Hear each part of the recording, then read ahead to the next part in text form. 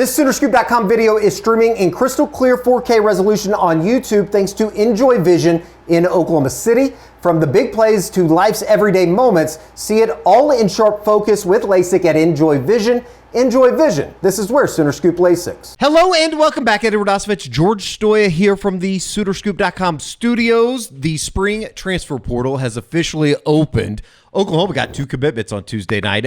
Not so much of a surprise as maybe I guess you could say it was a pretty big surprise. Jaydn, the California running back, coming in. He gets announced by Oklahoma on Tuesday night, as well as Jake Maikkalu.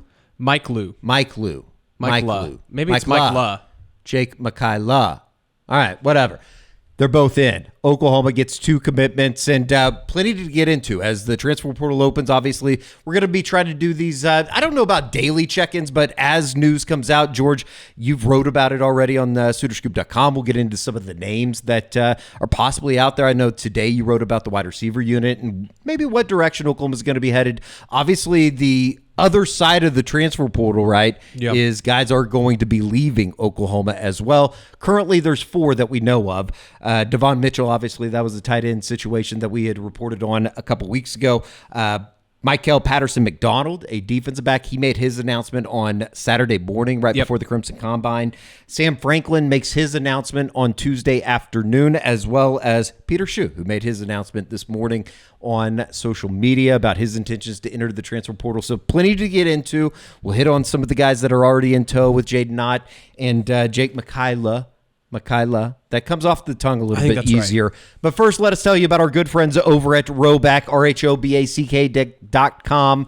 George, you usually have the polo on. Where did it go today? I got to do some laundry today. Yeah. That's the problem. Welcome to the party, right? Yeah, I got to do some laundry, but I typically am wearing it every single day, and I love Roback. Sooner20, use the promo code if you're going to go to Roback.com, get 20% off. So let's get into it. Obviously, let's start with Jaydn. I think that's the big one here. I think it was somebody that we had talked about, maybe not so much in name, but we knew Oklahoma was going to go into the running back portal, and they come out of it with maybe the best guy that is available. I mean, this is somebody that a lot of people think is one of the best running backs in the country. And I know a lot of people pulled up his stats from a season ago, and they weren't as impressive. I think a little over 300 yards, 2 touchdowns. And he did play in 10 games, but he was dealing with some injuries last year, I think specifically an ankle injury that just would never leave him alone. But you look at his tape from 2 years ago and even his freshman year 3 years ago, this is an electric, dynamic playmaker that a lot of people wanted out of the portal. And, you know, Oklahoma did a great job. This is somebody that's been on the radar for a while now. Somebody that Jim Nagy obviously tweeted about a year ago when he was talking about guys potentially for the Senior Bowl for this year, because he could have come out for the NFL draft this past year, and he didn't because of the injury stuff. So this is somebody that has been on the radar. He cost a good amount of money. Oklahoma spent some money to get him, and I think they did a heck of a job of being ready for him when he did get in the portal because, like you said, he's already signed with Oklahoma. Sure. He didn't visit Oklahoma from what I understand. No other schools obviously were able to get him on campus either. So to go out and get him, I know there's been some questions about this, Eddie. Both guys that signed yesterday, the reason they were able to sign before the portal opens is because they're both grad transfers. And when you're a grad transfer, you can get in the portal pretty much at any time, and you can sign at any time. So there was no, illegal, moves by Oklahoma by doing that. Unfortunately, all right? Yeah. All right. Well, Jaydn, he did have a fantastic 2023 season, 1,315 yards on the ground, 12 touchdowns, led the Pac-12 in touchdowns for Cal out there. It was an honorable mention All-American with Phil Steele. It seems like when you turn on the tape, and we talked to Josh McCuistion about, just kind of his impressions. He's wrote a couple of articles on SoonerScoop.com. Great time to be a member of SoonerScoop.com. Get some of the breakdowns from Josh as well as some of the reporting from George. You would have known about this maybe a little bit ahead of time. You can do so for $1. But we talked to Josh on the Unofficial 40. You can hear that right here on the SoonerScoop.com YouTube channel. It seems like the fit in Oklahoma's offense and what Ben Arbuckle is trying to do, it's a very comfortable fit. You can see what they wanted when you go back to that 2023 season. Definitely. And like I said, very dynamic, explosive playmaker. I think, Josh said on the board that he kind of compares him to maybe a smaller Joe Mixon, which if that doesn't get you excited, I don't know what does. Because if he can bring that kind of playmaking where not only are you handing him the ball and he's got great vision, like I think that may be his number one attribute is his vision on the field when he gets the football, but you can throw him the ball. And that's something that this Oklahoma offense really hasn't had in a while. And I think this is certainly, Eddie, the most talented running back that they've had since probably Eric Gray. And I would say he's more talented than Eric Gray. So you'd have to go back a ways to find somebody this good. And at least from an NFL perspective, there's a lot of people that believe this guy could, if he has a great season in Oklahoma, he's like a day 2 draft pick. So that's saying a lot about this kid. And we'll see. He has to live up to those expectations. Sure. But it certainly changes the dynamic in that running back room. Starter from day one? I think so. I think that's a huge part of this too. Is that this could mean that Jaydn's going to be their starting running back next year, and what does that mean for an Xavier Robinson? Right. I think that he's obviously still going to be in the fold. They have high expectations for him next year. Really emerged in the spring as kind of their top guy. I think you still got like your guys, Gavin Sawchuk and Javonte Barnes, veteran guys.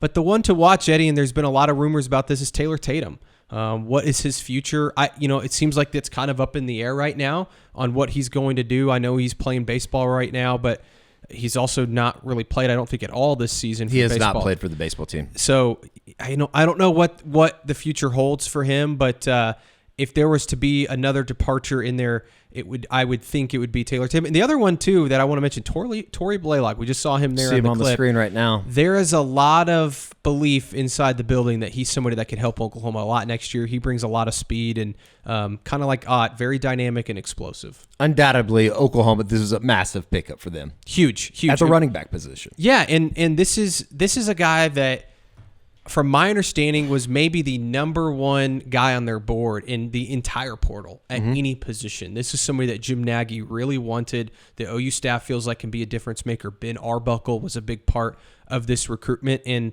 you said it earlier, but they feel like he really fits in the system that they want to run. I think that they think he could have a huge year. And I think from Jaydn's perspective, an opportunity to be a starting running back at a school like Oklahoma in the SEC and really prove himself was something that was very attractive to him. Very star-studded coming to Norman.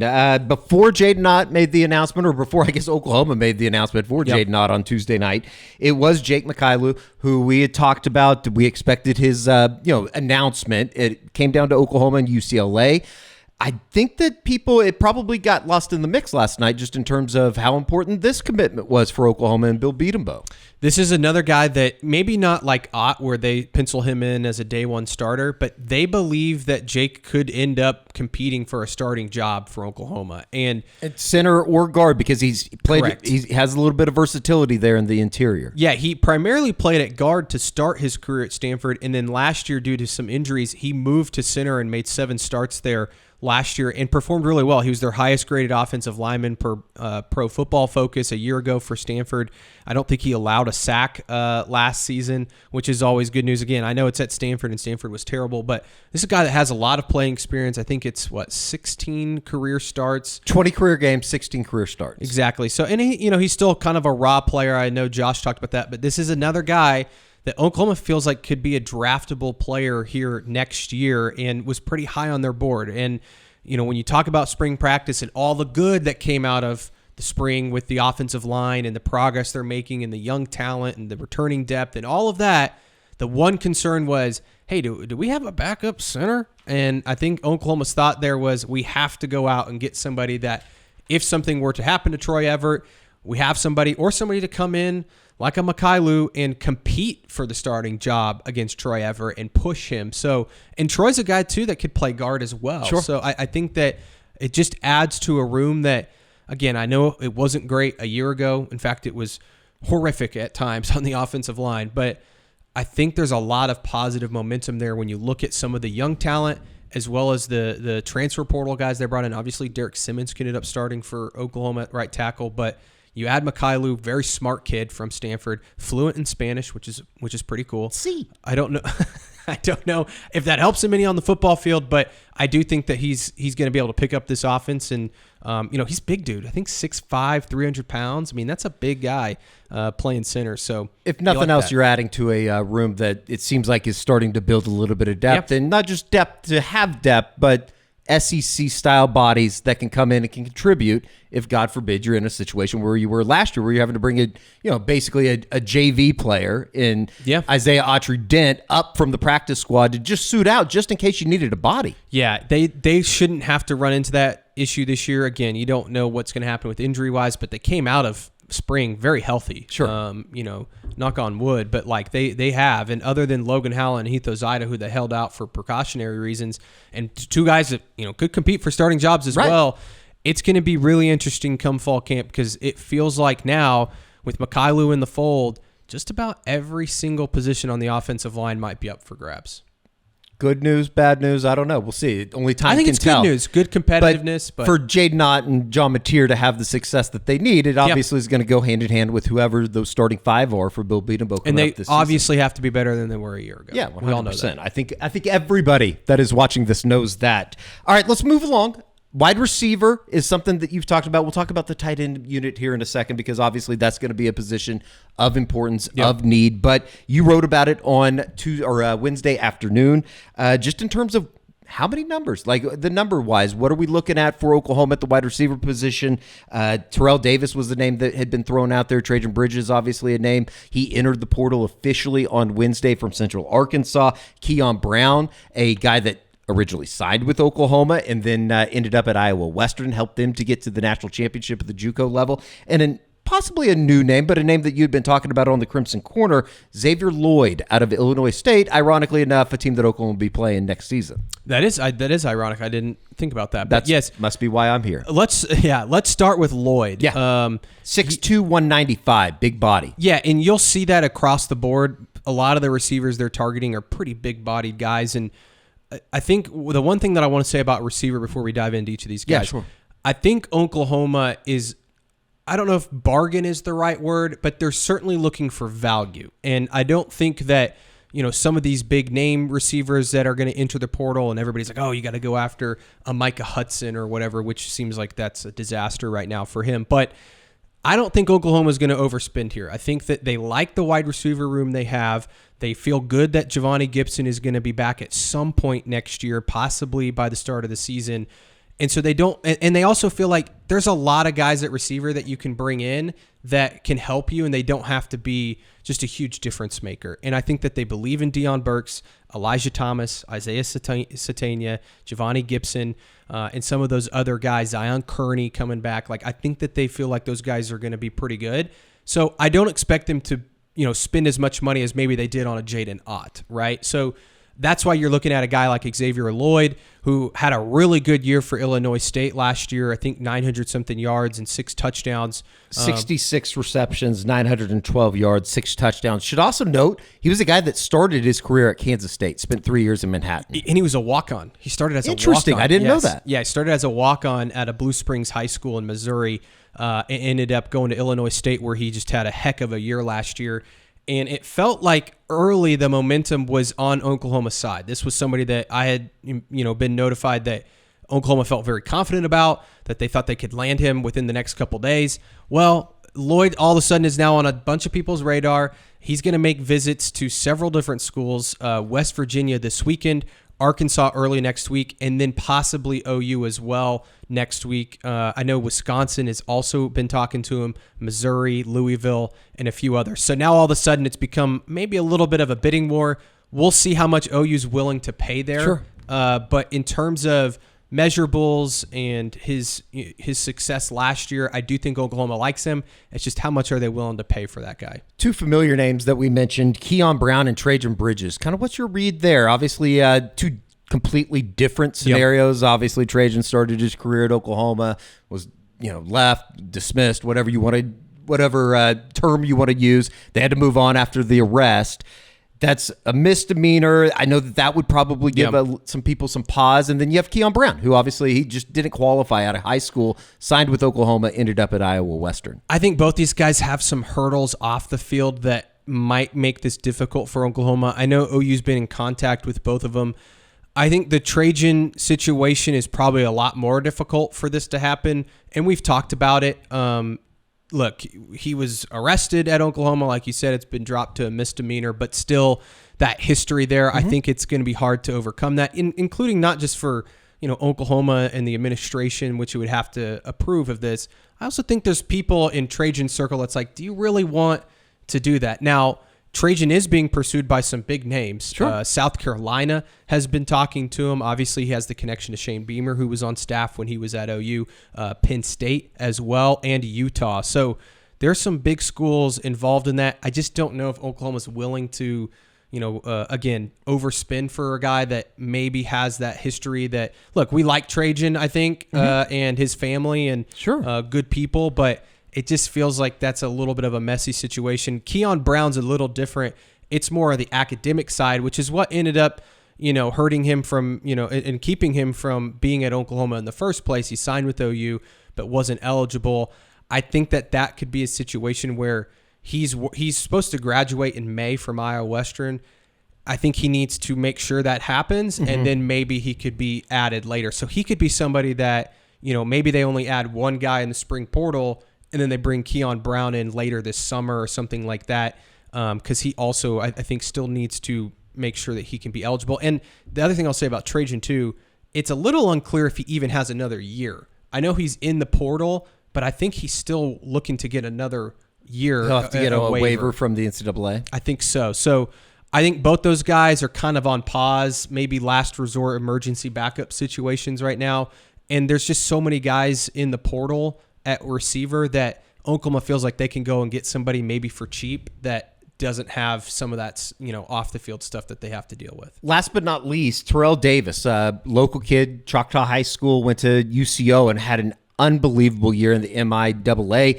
109 receptions, just over 1,600 yards for the Broncos, 15 touchdowns. What's kind of the feel there? He was kind of one of those first names when we started this entire, portal process, I guess you could say.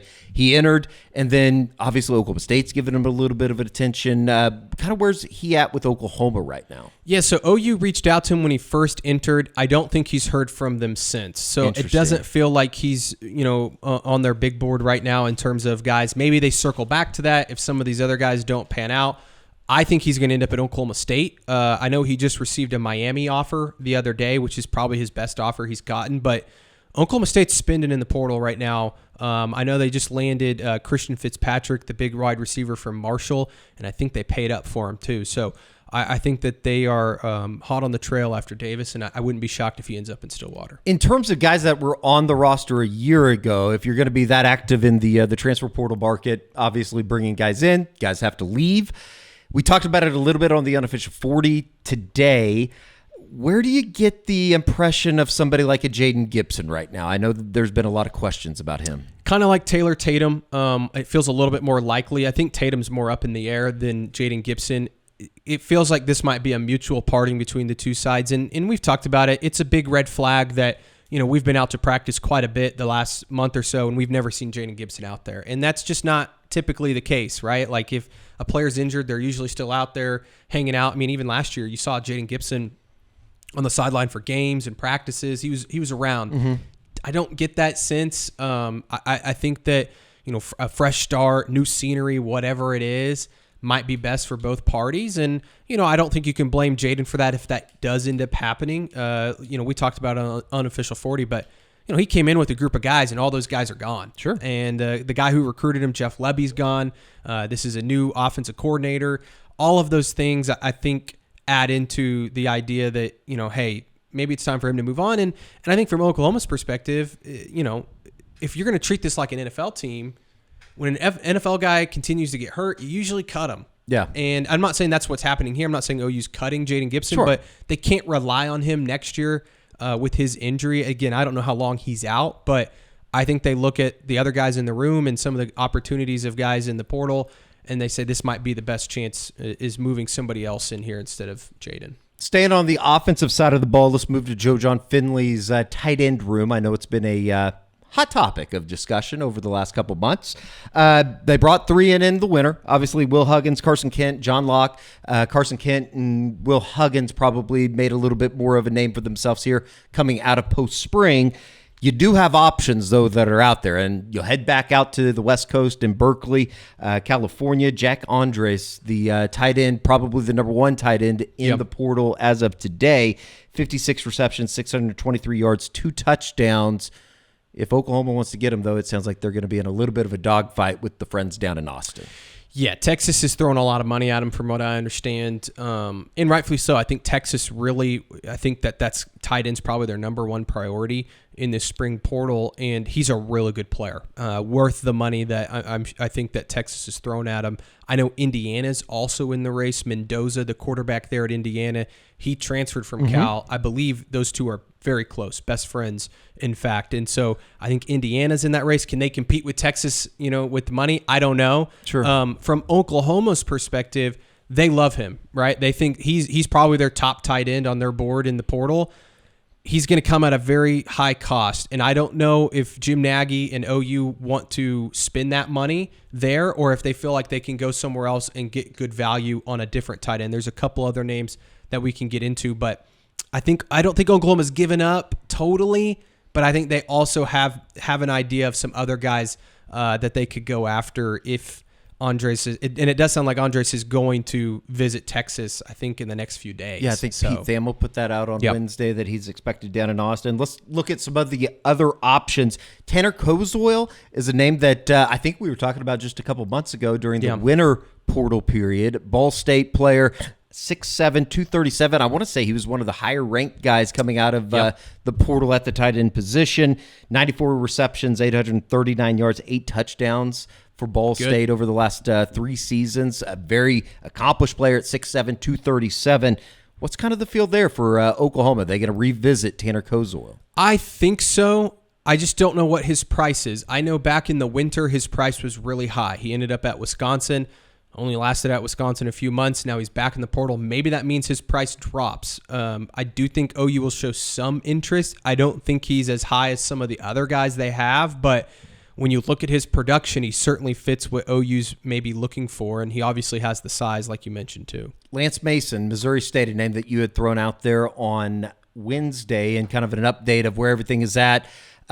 What's your impressions of him? 6'4", 240? I guess if nothing else, it did jump off the page to me. He went to Rockwall High School down in Texas. Yeah, he's not too far from Oklahoma, and I don't know if he has any connections to OU, but there's something there that I think OU likes about him and just kind of his dynamic playmaking ability. Before Andres got into the portal, Lance Mason was the number 1 tight end in the portal for On3 this spring. So very highly recruited. I think that there's going to be several big schools come after him. I think OU feels like they can get him for a good value. We'll see. I don't know who else is in that race, where he is on their board, but he's just another name that I would certainly keep an eye on. And the other one I'll add on there, which I don't know if you have on your list, this just popped up recently, but the Iowa tight end, I believe his name is Gavin Huffman. Okay. I think he is also on Oklahoma's radar. Big guy, and look, you come from Iowa and you play tight end, probably at least, halfway decent. Sure. So I think he's another guy. I think he's maybe a younger guy. I don't know how much he played for the Hawkeyes last year, but he's certainly somebody I would keep an eye on too. At the end of the day, most certainly still a position that Oklahoma is for sure looking at in the portal. Definitely. And again, I don't know. I think it's probably the next biggest priority now that they got the running back, they got the interior offensive lineman. I think tight ends next, cornerbacks probably in that mix too, kicker, which we'll get to. But it's just, what's the market look like? Sure. And right now, those are kind of the big names at tight end in the portal. We'll see if anybody else, jumps in there and maybe Oklahoma gets involved. But those are kind of the guys that I would watch right now. Let's move to kicker because obviously I think if anybody was down at the Crimson Combine, we had talked about it on a couple of the practice reports. It seems like that is a position that, let's just be honest, it did not go well here during the spring. Some inaccuracy, ups and downs that a college kicker will have. It seems like that's a position, if somebody were to fit and you were able to go after, it would be a position that Oklahoma would be active in the portal. Mason Shipley from Texas State is a name that has been thrown about over the last 3 years, 31 to 35 for the Bobcats down there in, what is that, San Marcos, I believe. And then Isaiah Hankins from Baylor, a guy that certainly has had a long career for the Bears in Dave Aranda. Yeah, and I haven't heard much on like how interested OU is in Hankins. We'll see. You would think they would because he was a 4-year starter there and had some decent stats. And it's certainly with his experience and playing at that level, you would maybe take some interest in him. Mason Shipley was the guy that I think Oklahoma was targeting. I think he's going to end up at Texas. I think Texas really likes him and wants to bring him in. So we'll see. And him being down in San Marcos, I think that makes a lot of sense, not too far from Austin. So again, I think Oklahoma likes Mason Shipley. Can they get involved? We'll see. But the quote that was given to me, Eddie, is I asked, hey, is there any kickers I should be, what kicker should be on the radar this spring? And the answer I got back from some people in the know are any and every kicker that's available. Wow. So I think that it's very clear that is going to be a priority for Oklahoma this spring. Consistency, I think, is probably the number one thing. And we might, maybe Suitor Scoop will just open up tryouts, and then we'll present them to Doug Deacon. It does sound like Doug Deacon is basically kind of running everything, though, from a special teams perspective in the portal. Yeah, and he has a really good grasp on, who can do it, who can't, and, who's available, who's not. The problem with, special teams and kickers specifically, there's not a lot getting in the portal. Sure. And so I just don't know what their options are going to be, but I do think that they'll eventually find somebody to bring and maybe compete for this job, because as much as you like a Liam Evans down from Moore, I don't know how he's done this spring. Austin Welch from Kennesaw State certainly I think hasn't maybe lived up to the expectations they hoped there. I think Grayson Miller, actually the transfer from UCO, has maybe been their most consistent guy through spring. So that's a position you got to figure out, though. I know it's not the sexy position to talk about, and people often don't think about it. But when you think about playing in the SEC and all the close games OU's going to be in next year, you need a reliable kicker. Oklahoma's learned that lesson the hard way the last couple years, and Schmidt was great last year. That's what I was about to say. Zach was excellent. Yeah, he was awesome. All right, we'll see. Kicker, definitely a position of importance. You mentioned cornerback, and it seems like that might be a little bit of a closer situation than, I guess, relative to what the kicker is, and that you just going to have to kind of wait and see who enters their name. Yeah, I don't think there's been anybody jump in yet that has really received a ton of attention from Oklahoma. I think there's been a lot of younger guys. I've seen some guys jump in that haven't played a lot, before. I think they're looking for somebody that's maybe a grad transfer, somebody that's played a lot of football at a high level. Those are hard to come by at corner, and usually they come at a premium. So I think Oklahoma's kind of in wait-and-see mode, and we'll see. I mentioned on the Unofficial 40, if that right fit doesn't come along, does OU say, okay, well, we're going to live with what we have? Maybe Kendall Dolby pops out to corner, which is maybe a more natural position for him. I don't know. There hasn't been any names really floated my way, though, in terms of who they might be interested there. At the end of the day, and I kind of wanted to just ask you this in closing, what a fantastic start it was for Jim Nagy and everybody associated with the front office at Oklahoma to go out and get Jaydn and Luke Maikkalu. The one thing I'll say about all of this, and we just threw a lot of names out there, and look, they're not going to land every single guy that comes in the portal, but the feeling, at least from talking to people in the building, agents that are involved with these players, the players themselves that are being recruited by Oklahoma, the organization level from OU is totally different than prior portal cycles. And that's not to say OU wasn't organized, but I think the vision is so much more clear.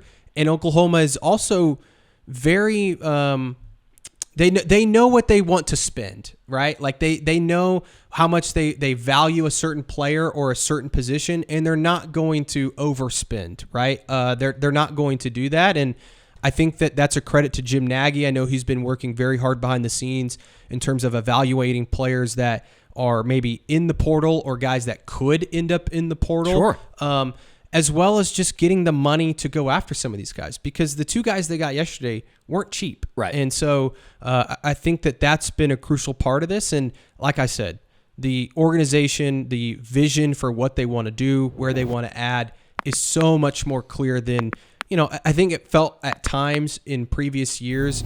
They were just throwing stuff at the wall and hoping it would stick at times. And sometimes they would get into these bidding wars over players. And not to say that's not going to happen. It's going to happen in the portal. You're going to get in some bidding wars. But it felt like sometimes they were overspending on guys that maybe they didn't need to get in the first place. Sure. And so I don't think that's happening this time around. All right, sounds good. We will be monitoring it.